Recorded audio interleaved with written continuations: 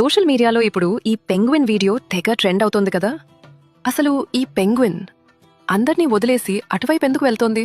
ఇది నిజానికి 2007లో వర్నర్ హెర్జాగ్ తీసిన encounters at the end of the world అనే డాక్యుమెంటరీలోని సీన్. దీని వెనుక ఉన్న అసలు మిస్టరీ ఏంటో ఇప్పుడు తెలుసుకుందాం.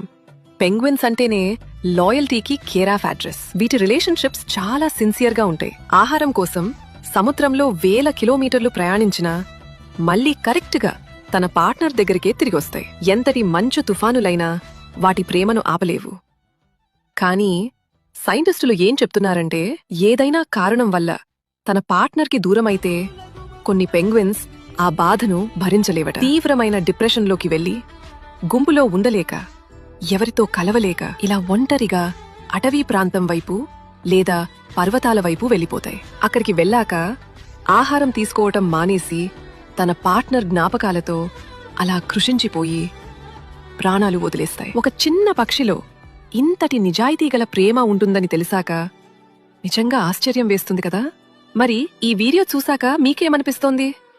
మీ వర్జన్ ఏంటో కింద కామెంట్స్లో మాతో షేర్ చేయండి. ఇలాంటి కథల కోసం సోల్వర్స్ స్టూడియోని ఫాలో అవ్వటం మర్చిపోకండి.